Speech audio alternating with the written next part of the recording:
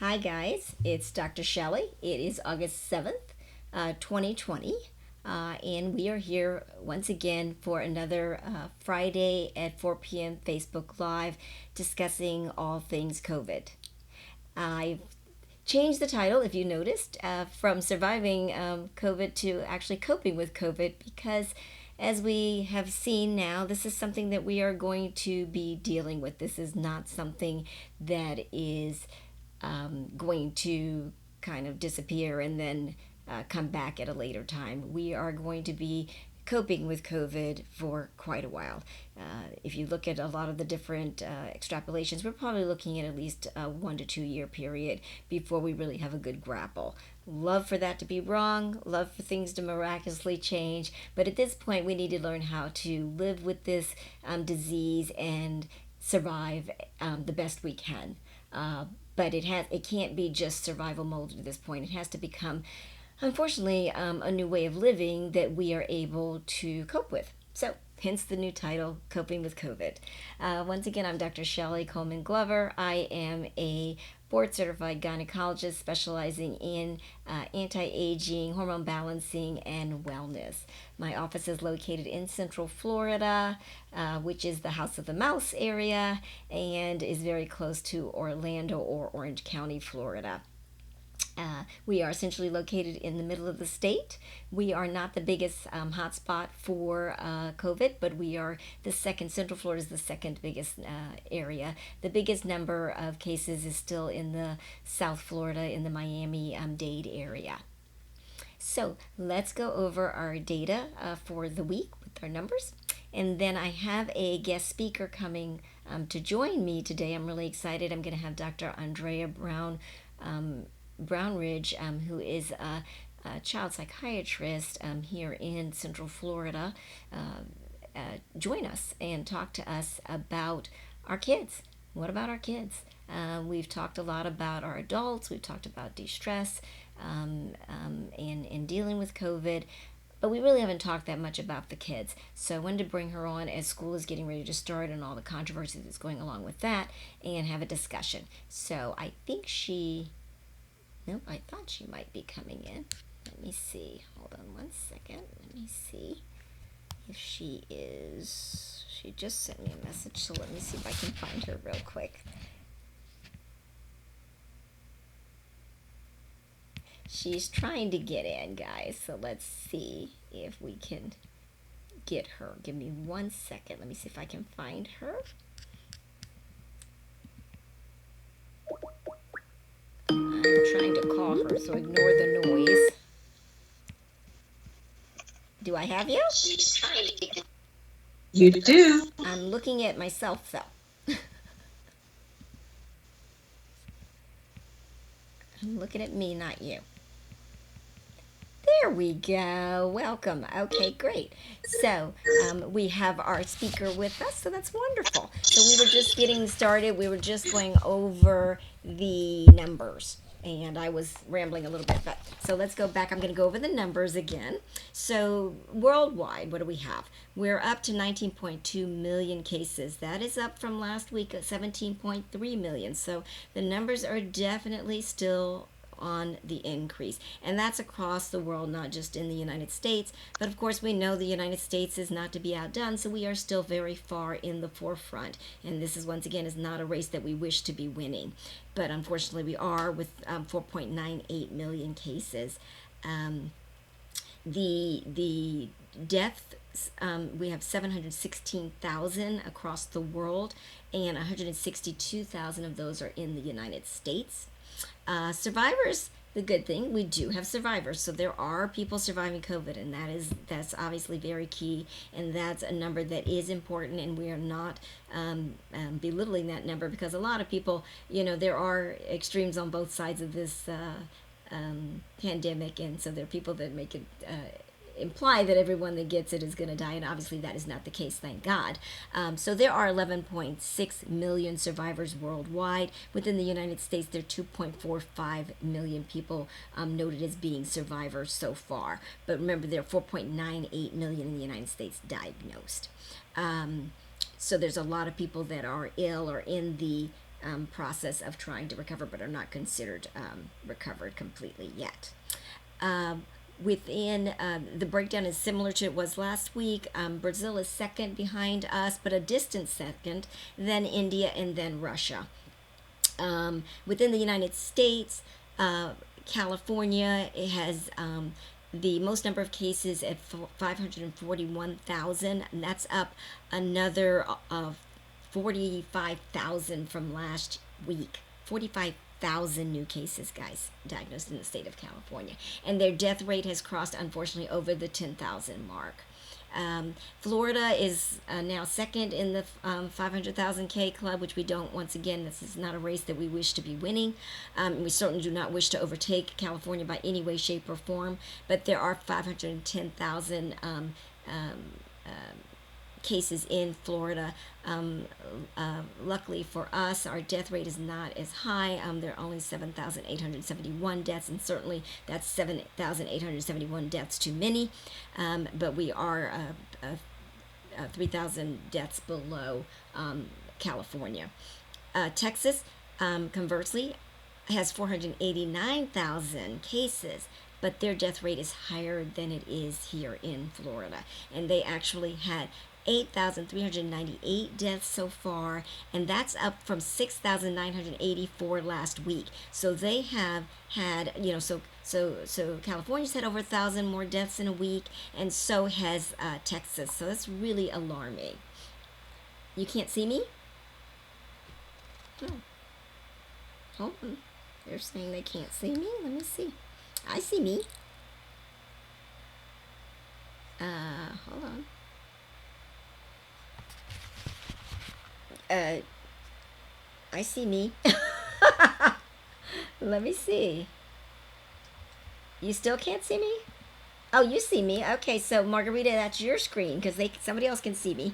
Because I was going to say, I'm sorry, I don't know how to fix that one if you can't see me because I'm looking right at myself. So, good. So, somebody can see me. So, it might be something with your camera.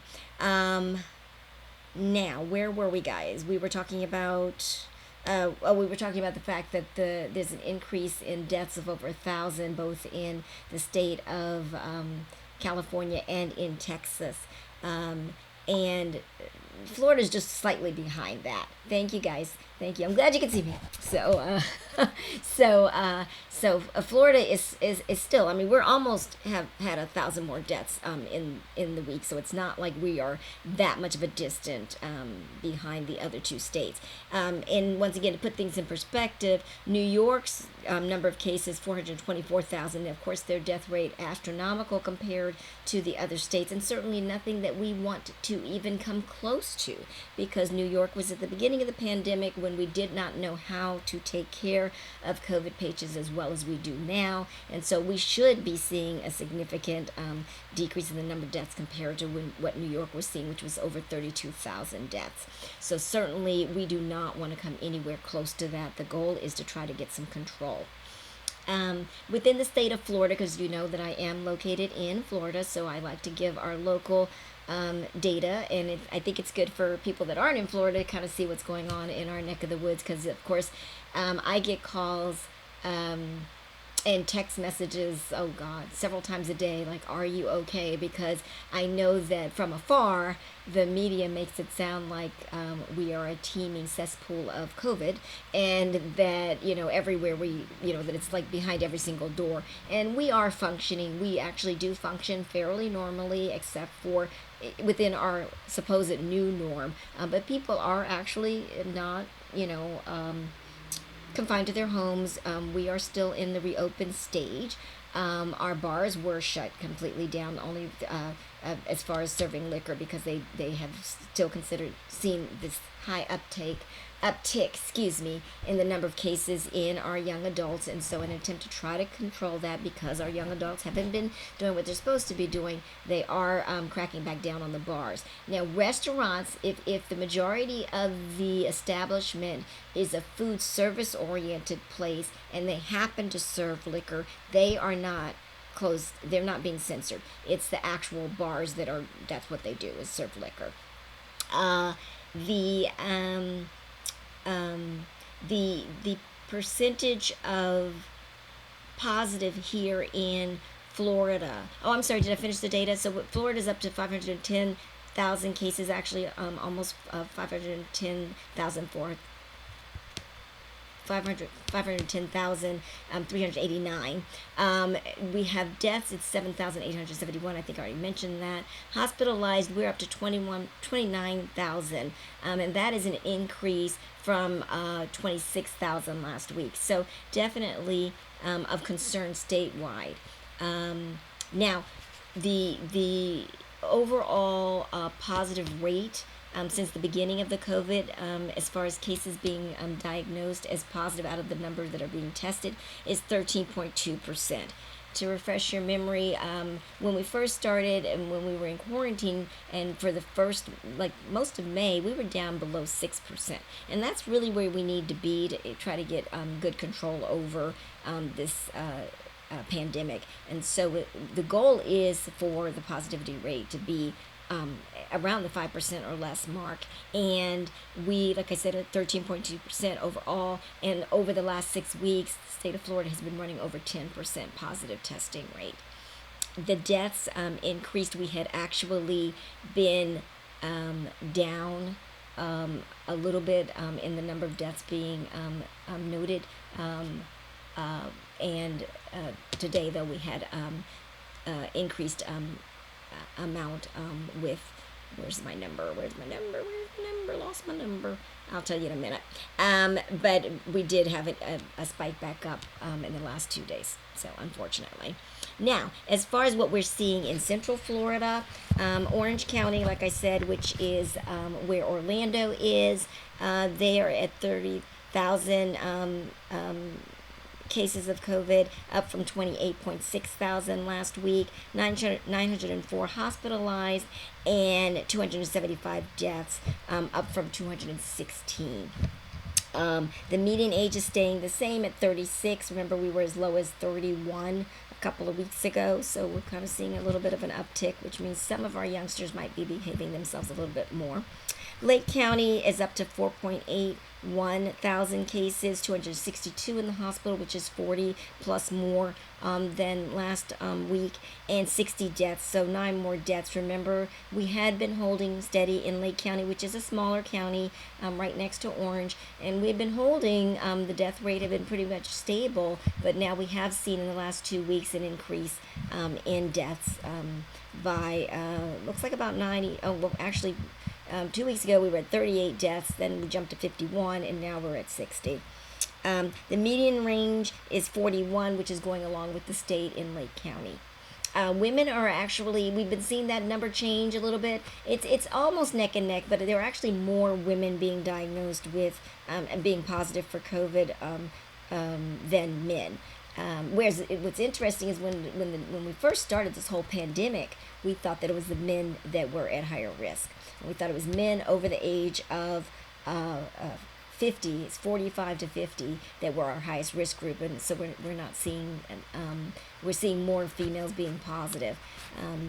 Within Central Florida, some good news, the hospitals are actually stabilizing out at the moment as far as the number of cases within the hospital in Central Florida. Remember, Florida's a big state, and that's one of the things I like to tell people that are calling from outside. Remember when things were hitting the fan in New York, it was primarily in New York City, one city, densely populated. Florida's the whole state. So even though our numbers are not pretty, and I'm certainly not belittling our numbers, it is not the same as being concentrated in one city. So it's not like the numbers that you're seeing are all in Orlando. And so this is spread out throughout the state. And once again, the worst hit is down in the Miami-Dade area.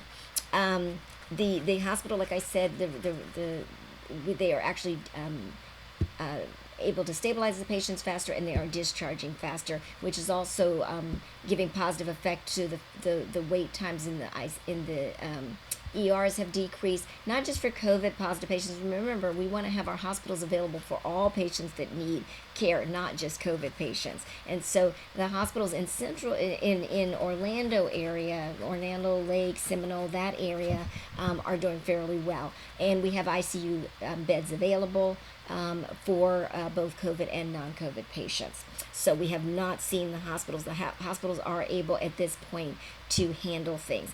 And I can tell you, just on a personal note, knowing people who have been positive for COVID, not to say that we don't have some that are severely ill, and not to say that I haven't known people that have succumbed to the disease, because I do, but I'm also seeing more people getting the protocols that are out there, which include the dexamethasone, include the remdesivir, include proning, which is turning the patients that are having difficulty with oxygenating upside down to allow for their lungs to function better. And what's the fourth thing? It's proning, it's the dexamethasone, it's remdesivir. Oh, the convalescent plasma. And so these things are working. And so, not to say that we aren't losing people. Obviously, we do know that just from the number of deaths. But once again, we are catching up some with data and the research studies, and learning how to try to combat this disease.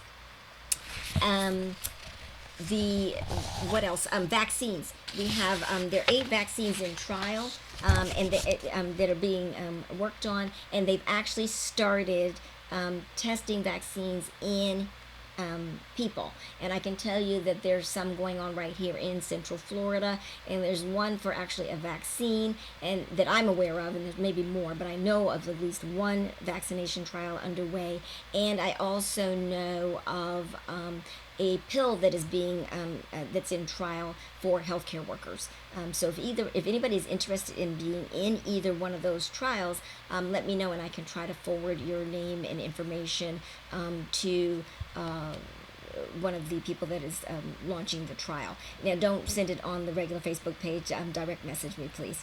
We don't need your personal information out there. Okay, so I think that they're going to try to get there's some questions overall about the rapid test versus the swab.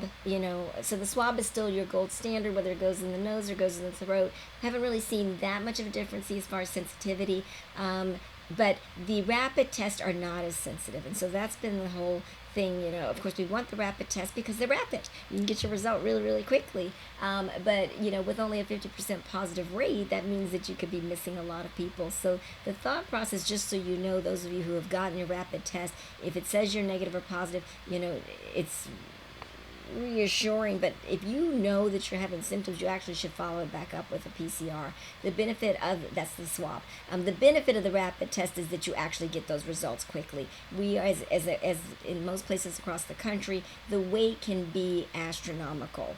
We're lucky at my office, we're able to turn around within 48 to 72 hours at the most, depending on which test you do. Now, that's based on insurance. If you're willing to self-pay, we can get you a result within 72 hours. Otherwise, if you go through the main testing that accepts all the insurances, which is what we're using is LabCorp, that wait is a solid 7 days, and it can stretch all the way out to 10 to 14, depending on how many cases they get hit with at one time, how many labs they have to process. So that's a long time when you're waiting for your result.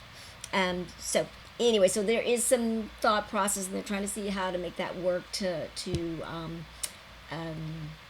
get us some results faster, which is what we're going to really need in order for for us to function well. You guys probably have heard our governor did mention that he felt like the toll with our elderly being separated from their loved ones was emotionally strong, and he felt like that he did not see that there was an issue with hugging your elderly loved ones if you were in full PPE, which is basically full protective covering. Now, full protective covering actually means a face mask, a mask around your face, your nose, your mouth, a face shield, and actually repellent covering and gloves. And I don't know many people that actually have access to all of that. So I don't know exactly what he meant by that. And I would say that we still really, really need to be very careful about that. We know that it has really been working, at least in Florida. I can tell you it's been very helpful. They shut down the nursing homes very quickly after what they saw in New York, and we have seen really good results with that as far as our elderly patients being protected. And a lot of our nursing homes up here, now, once again, I always tell you, Miami's a whole other world from us, even though it's part of the state. So their numbers are different, but we've done a pretty good job in Central Florida at keeping our nursing homes COVID free. But I can tell you, I just found out from a patient that the nursing home where her father is, one case went rampant, 100 cases within a week. So remember, COVID, easily transmittable, easily killed, but very highly contagious. So you don't want, it just takes one exposure in one nursing home, and that whole nursing home is done. And so the likelihood of almost everyone in that nursing home becoming positive is extremely high. So think twice about that. I know you want to see your loved one, but you also want what's best for them and for everyone that is in that facility. So many physicians do not necessarily agree with this hugging of the elderly. So we will see how that transpires. Now, to get to what we are here to talk about today, we're talking about the schools reopening and about our kids. We've talked other segments about stress, about how to work on stress as adults. I've talked to you about getting out, putting your feet in the sand, putting your feet in the dirt, being one with the sun, getting some exercise, taking your supplements, getting your sleep, doing some de-stressful things, whatever that is, whether it's yoga, whether it's intercourse, whether it's whatever it is you need to do to make yourself feel warm and fuzzy.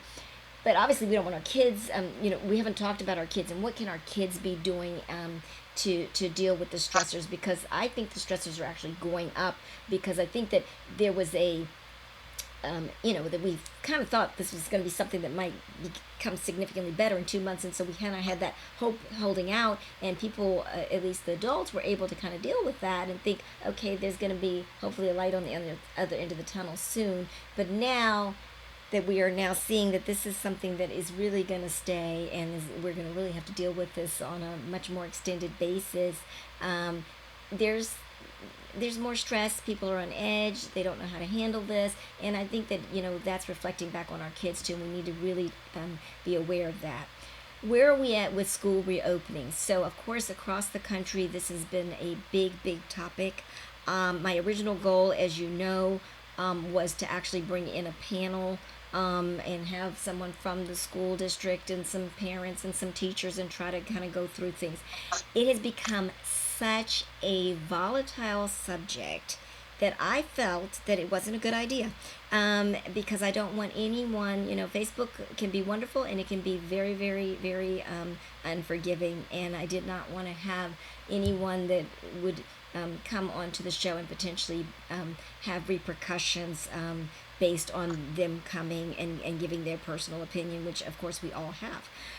So you get to hear mine, you get to hear Dr. Brownridge, and you can hear what I've heard from other people, but and you're welcome to put anything into the comment section that you would like, but we felt like it was probably the best idea to kind of keep it neutral, and we're trying to deal with it from a medical standpoint versus, as I always tell you, I try to stay out of the whole political realm, because that's just, we're just too polarized, and we need to be dealing with this.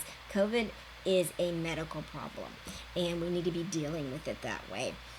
What's going on in Central Florida right now? And the other reason why the school, the higher ends in the school are a little bit reluctant to come on is because things are changing every minute. And so whatever they tell you right now could be completely null and void in 4 hours, and so they're not too comfortable with coming on here and saying this is the way it's going to be, because nobody really knows what it's going to be. So within Central Florida, within the Orange County public school system, we have 3 models that are that are about to roll out on August 10th if things proceed over the next 4 days the way they're supposed to. So One is virtual school. And virtual school means you are online, period, end, stop. And what a lot of people don't know is virtual school is not the public school system. It's a separate system. It's almost like enrolling your child in a charter school. If you enroll your child virtual, they can't go back into public school without a whole lot of rigmarole. It is like you are putting your child in a whole different system. Yes, it comes under the bigger umbrella, but it is not the what we were dealing with in the spring. So please be aware of that. And if you put your child in virtual thinking that you're going to be able to flip your child back out of virtual easily, that is not the case. Now, they are realizing, that's one of the things that I did here, is that they're realizing that a lot of parents did not understand exactly what they were getting into. So they are trying to work on addressing some of that, because they need to know. They need to know how many virtual teachers need to be hired to handle this versus how many teachers need to be in the brick and mortar, and how many teachers need to be in the middle. So if you are one of the people that enrolled your child in virtual and are now having second thoughts, you should go to the Orlando County Public Schools website and let somebody know sooner than later, so you can try to see what you can do to try to deal with that. The second thing that we have is the Launch Ed, which everybody is doing. They call it Launch Ed. So what they did is we had first pushed our open date back. We were supposed to start on August 21st. They peeled it back and put it back where it was supposed to be, which was August 10th. And the reason why was because they did not want to change the school calendar. The school calendar is kind of edged. It's got all the days off. It's got the parent-teacher days. It's got all, the semesters all lined out. And so when you move things back, you have to redo all of that. And so and also the teachers aren't getting paid if they're not in school. And so, teachers, once again, need their to be financially sound as well. And so they moved it back to open it on the day that school was supposed to open, which was August 10th. And their way to deal with that, since they were not ready for the kids to come into the brick and mortar on August 10th, was to start everybody on Launch Ed for 9 days. So everyone in Orange County is starting on Launch Ed. And then you either are virtual, I guess actually virtual, no, virtual once again I think is on their own little thing. But those that were brick and mortar, you're either going to do everybody's doing Launch Ed for 9 days. And then if you chose the third option, which is the Orange County Public School hybrid, is you do 9 weeks on virtual, and then you have the option to come back into brick and mortar. Then that's what will happen after 9 days. You will stay on virtual, and then you will reassess the situation in 9 weeks. If you have chosen to go into brick and mortar, then you will, after 9 days, go into the school system.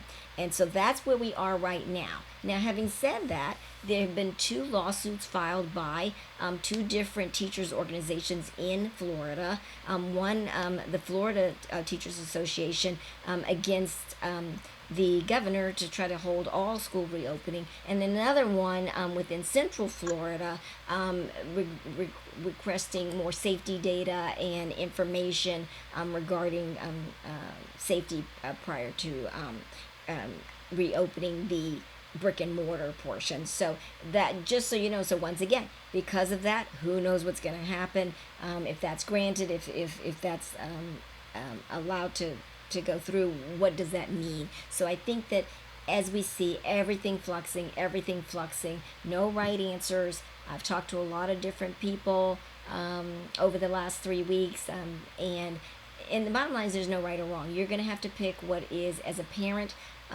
what is best for your child. The good thing is that we all understand, and the school systems understand, that nobody knows what's going on, and so they are also trying to allow for that and give you different avenues, once again, to basically change your mind.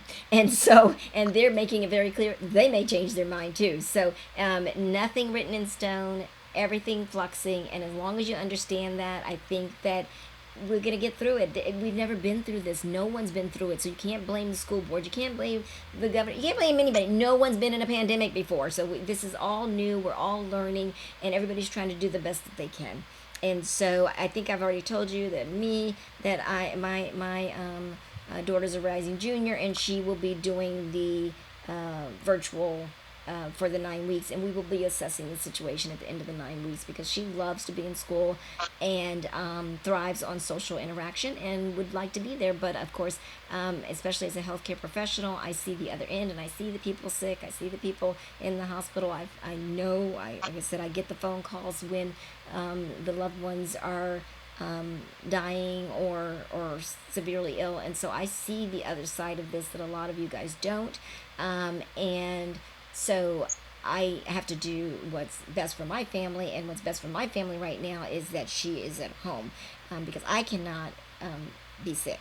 I have to be as well as I possibly can, so I can't give myself any kind of exposure that I feel would be a known exposure that would affect me, because then that affects me, affects my office, affects my staff, and affects all of my patients. So anyway, that's my story. I'm going to introduce Dr. B, as she likes to be called, which is Andrea Brownridge, and she, like I said, is a child psychiatrist here in Central Florida, and she also does some adult psychiatry as well, but her forte is child, and she's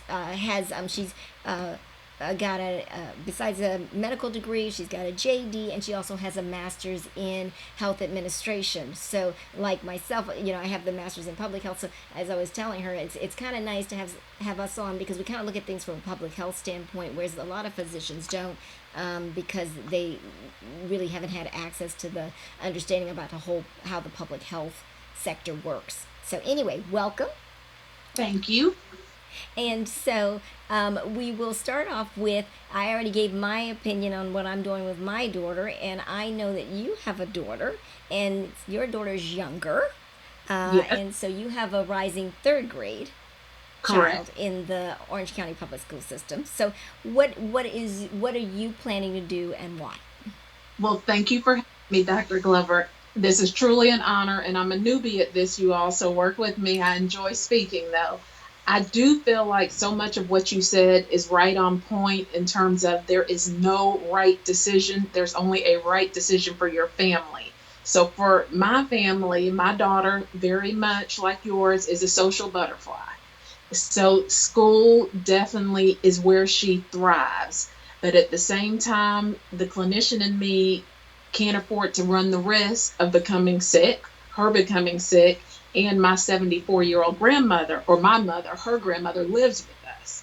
So that changes the dynamics. And I'm hoping the audience can appreciate that both you and I really do have experiences that help us look at this just like they are. So we're going to be doing a hybrid model with the opportunity to revisit the situation as it goes, as more time transpires. But I really want to encourage, parents out there to recognize that the best thing I think we can do for our kids at this point, from an emotional standpoint, is look at this as an opportunity. They are modeling how we're responding to this. And it's okay for us to be tentative, even a bit scared, cautious, but we want to encourage them to see us combating that and saying, well, I am a little bit scared, but these are the steps we're going to do to prepare. That is an invaluable lesson for our children.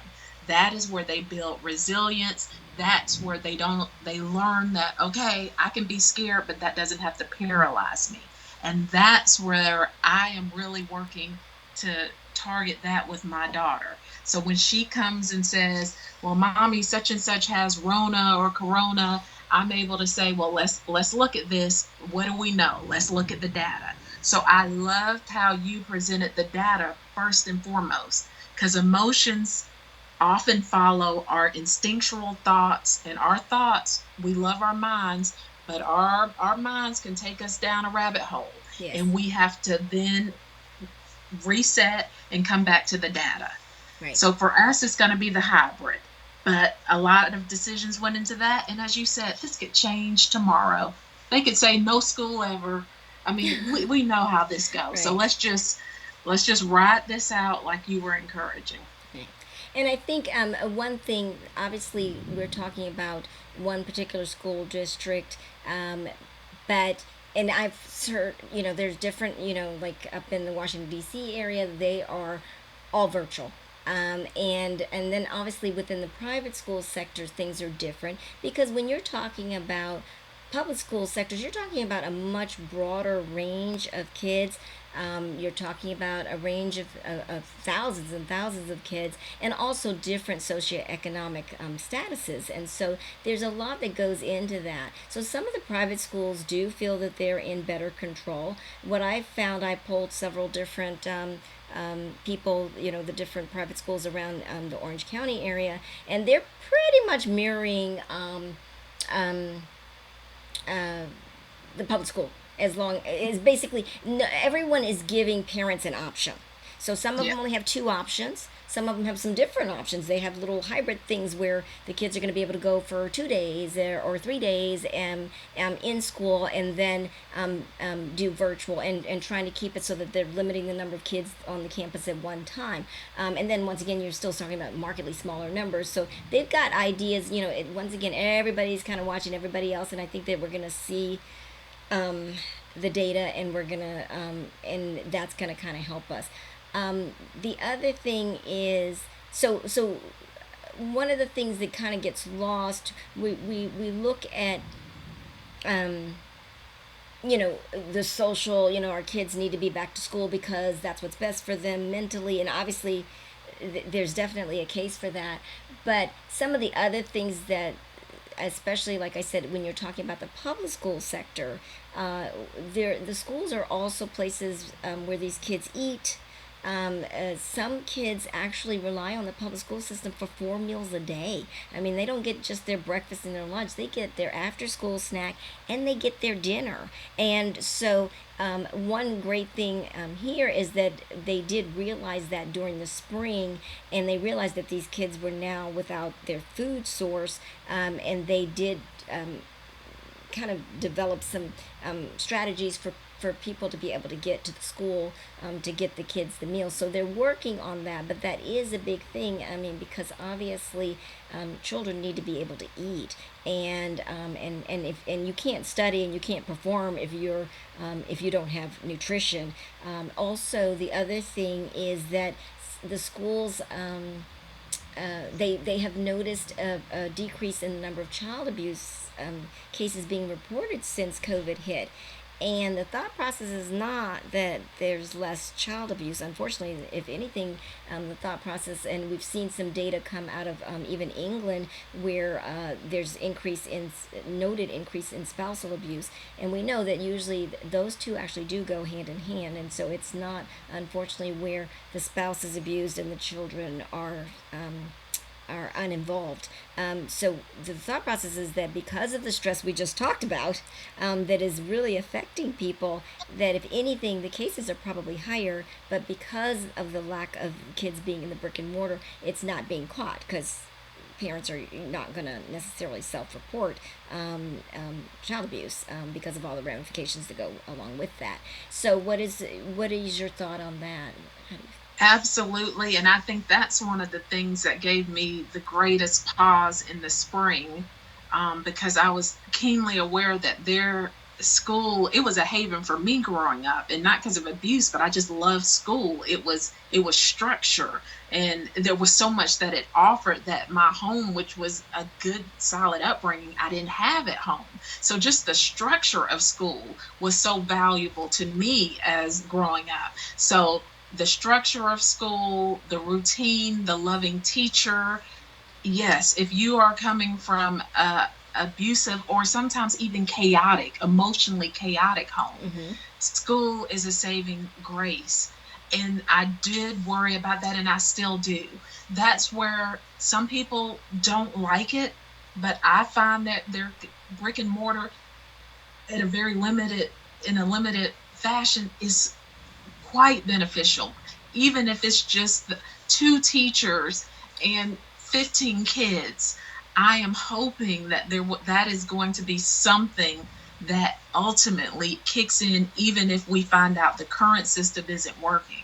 Because this is when we start realizing, as you and I know, Dr. Glover, that there's a system in place. It's not just school, it's not just work, it's not just church. All of these things are interlaced. And we're finding out in our country that we don't necessarily have that public health system that could kind of help us figure this out. We have a lot of great things, but that's where we're lacking.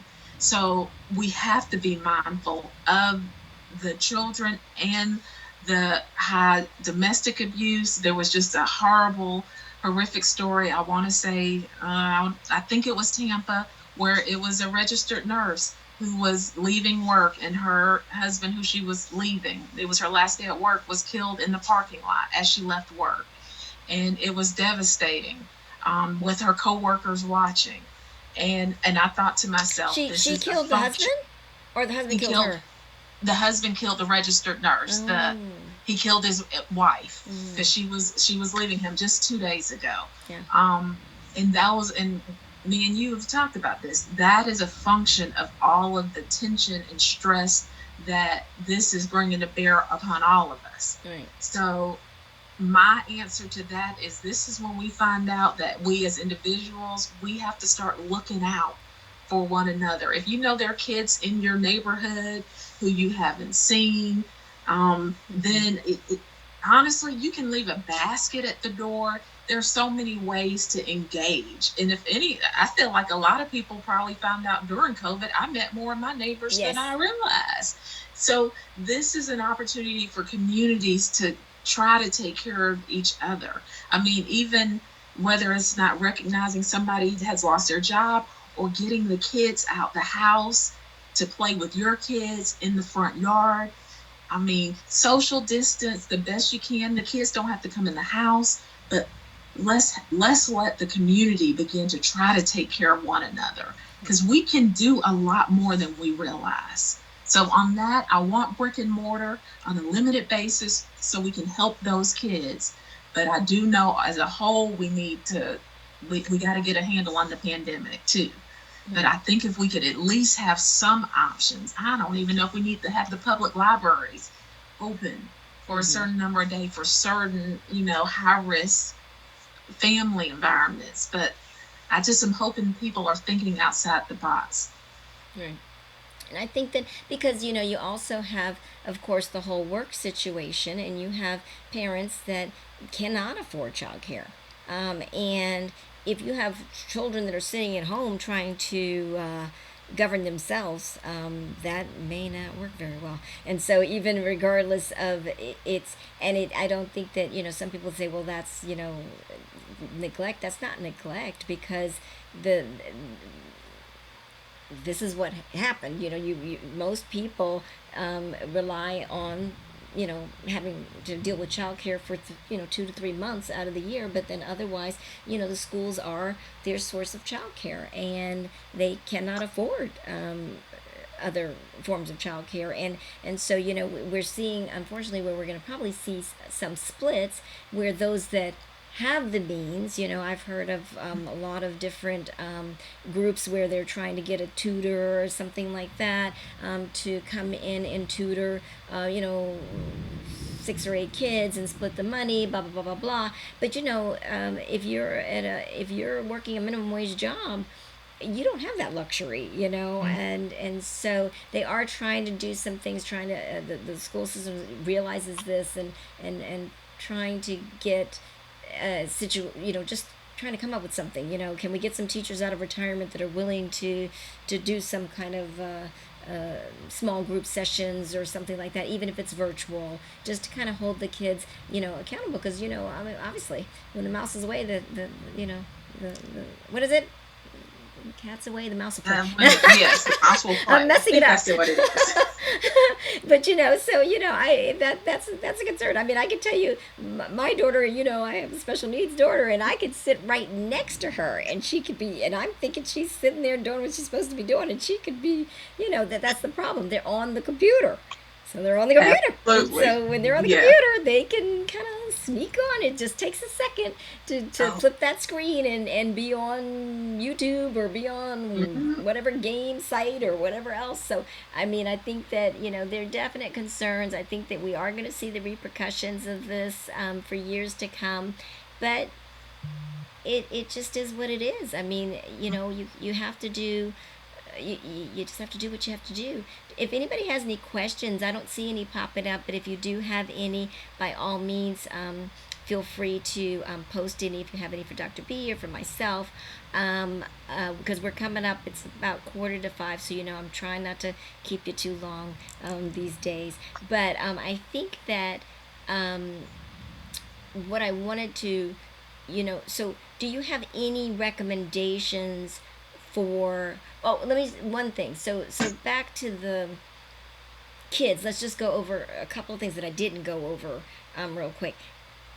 Children can get COVID. Let's be clear. So, if you guys haven't been paying attention, like they had a whole camp in Georgia where the numbers were, I don't have the exact statistics, but it was well over 70. I think it was 70, 60 to 70% of the people became positive, and that was even with what they thought was the best thing, all the counselors being tested before they came, the kids having temperature checks and stuff like that. Takes one person. Once again, COVID, very, very, very easily transmitted, and so once it's loose in whatever system, then it can go rampant. And I think that when we're talking about the back to school, a lot of it is focusing on the kids, and that's important, but we got to remember the teachers.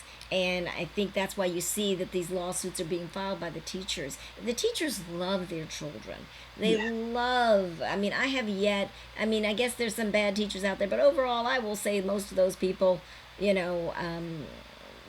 doing a much better, it seems like they're doing a much better job at weeding those teachers out compared to, like when we were growing up. and or I think that when you're a kid, you always think your teachers are like ogres or whatever. But anyway, I think that when I'm talking to teachers, I have a lot of teachers that are in my practice. They love their kids and they want to see their kids, but they also, once again, they are human beings, and they also are concerned about getting COVID. And we do know that the kids can transmit. And so, yes, it appears that, first of all, it appears that the middle age and above actually transmit just as much as adults, if not higher, because what happens, of course, they're going to just be more interactive, period. And so adults are not as touchy-feely as kids are overall. Now, we take that, obviously different ethnicities and stuff are more touchy-feely than others, but overall, kids are going to be more touchy-feely. They're going to hug you. They're gonna run up and hug their teachers and stuff. And so they actually seem to be a pretty high vector for transmitting the disease. And unfortunately, we have had kids die of COVID. Luckily, it is not that many, but once again, one child is one child too many. So don't think. I want to make sure that we are clear that this whole back to school, that there's more than just the kids. There's more than, okay, the kids are going to all be fine. They're not going to all be fine. We will see, unfortunately, some numbers. We will see there's going to be an uptick. There's no question about it. There's going to be an uptick in cases. My concern is, as I have mentioned before, is that I think what's going to happen is our teachers are going to go down. I think our teachers not die. I hope, God willing, not die. But I think that our teachers are going to get positive, and they're going to have to go out. And then there's not going to be, and then the subs will come in. The subs will get positive. They'll go out, and so I think what's going to happen is the schools are going to end up coming to a screech until they can actually get a group of teachers who have, for better or for worse, had COVID and recovered, and now have some antibodies formed, or if the vaccine gets here. But we know that we are not anticipating a vaccine being available and out before the end of the year. And I think we all agree that we don't want a vaccine that's thrown together too quickly and then we find out further down the line that there were some negative things that go with that vaccine. So we never want the cure to be worse than the problem. And so we want to make sure that whatever vaccine is rolled out is a good one. So anyway, I'm just kind of throwing that out so people kind of understand a little bit more of, because I don't hear that necessarily. Of course, you hear from the teachers. The teachers get it front, dead, and center. But I think that a lot of times people are looking at it from the kid's standpoint, which is of course extremely important, but also that those kids are taught by teachers who are adults, who are susceptible. And in the Orange County system, a lot of our teachers are over 55. We have teachers over 65 still teaching. Mhm. So they are in the high risk group for actually Mhm. becoming severely ill if they actually get COVID. So it's not like teachers are running around. We have some 20-plus-year-old teachers, but the majority of the teachers, especially here, are over 50, a big chunk of them, and so they are in the high risk protocol. So just be aware of that when you guys are thinking, and when you're if you feel one way or the other about why the teachers are the organizations are coming up with these lawsuits and stuff. So just giving you a different perspective from their side, what their concerns are, and it's not because they don't love their children. It's just that they have to look at the different ramifications. I actually came across an article, and I'm gonna post it in the comment section, and it talks about it was done by two epidemiologists, and it talks about evaluating your risk for whatever activity. And they were saying that to help with stress, that's one of the things that people could start doing, because once again we're going to be coping with this. It's not going to go away. And so that you could actually sit there and think, okay, um, I'm gonna, whatever it is, okay, I'm gonna send my child back to school. So first is the activity. So the activity is I'm gonna send my child back to school. And so then number two is you assess your risk of spread during that activity. So okay, I guess I should have done myself, but anyway, but so I send my child back to school, and what is their risk of getting COVID? Okay, so with their, you know, um, they're going to be inside of a classroom, so we know that the risks are higher if you're inside of a closed environment than if obviously the classes were being held out on a field, etc. So you assess those risks, right? And then you assess the negative consequences to the said activity. So I send my child to school, my child gets COVID. What are the consequences? What does that mean? Is it just my child gets COVID and we're all in our 20s and we're all nice and healthy, and the likelihood is we're going to all be okay? Or is the consequence that, like, say for myself and you, that if my daughter brings me COVID and I go down, the repercussions that go with me not being able to work? And so that's how you have to be making these decisions. And then you weigh the importance of that particular activity. So if it's going to a bar, are you going to self-destruct if you don't go to the bar? Yeah, you may miss out on your friends that particular night, but is it worth the risk that go with being in that bar if you know that your elderly grandmother lives in the house with you, and that you're going to be coming home and you're going to potentially give it to her? So that's kind of where, and then and then if you're going to do the activity, so I'm going to go, I know I'm switching subjects because I got off the kid one, but if you're going to do the activity, so okay, let's go back to the kids. So my child's going to go to school. What are the safety things we're going to do? We've decided to do the activity. We decided that she's going to go to brick and mortar. Okay, what are we going to do to help to decrease the risk of exposure while she's there? So that's once again what we're dealing with the public school. Are they going to wear the mask all the time? Because at first it was just to wear the mask out in public when they were changing classes and stuff, but then in the classroom not wear the mask. Now it's going towards, of course, mask all the time, which as a healthcare professional we highly recommend, because once again the classroom would be the highest risk of exposure, because once again we're sitting there for an extended period of time and we're Yes. close to each other. So the classroom is actually your highest risk, not changing in the hallway. In the hallway you're moving, and we already saw that with the protesters, and that's why we didn't see an increase in the cases with the protests versus in the closed in rallies and stuff, because once again they were outside. The majority of the protesters were actually wearing masks, and they were moving, and so they weren't staying linked in that same spot with somebody that potentially had COVID. They were moving and they were fluid. So anyway, I ramble, but so what would you, besides talking to the kids and stuff like that, do you have any pearls that our parents can take to, like, as just things that just would be great for kids as far as de-stressing? What could be construed as something that's specific that would be great for kids? I really feel like this is an opportunity for parents to get back their childhood and play. Kids play in order to de-stress. No ifs, ands, or buts. So as challenging as it can be for us, even myself as a child psychiatrist, it's like, oh, do we have to play? I literally see my child light up. So if a parent wants to see feels like their child is really struggling, guess what, mom and dad? This is the time for you to play with them. And oftentimes we think it's got to be forever. I'm talking a 15-minute card game, Uno, even wrestling, a pillow fight. Those things work for kids. They don't need much of us. They really don't. They just need that high intensity quality time and letting them decide. I 100% hands down. I've seen it work in my house, and I know it works when I give parents the homework of, guess what? I need you to play more with Johnny.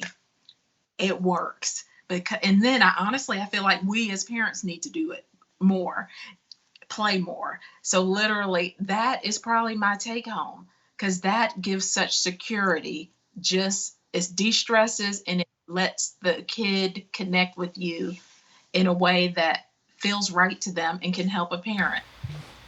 That's probably my top one. And I think That's an easy one too. Yeah.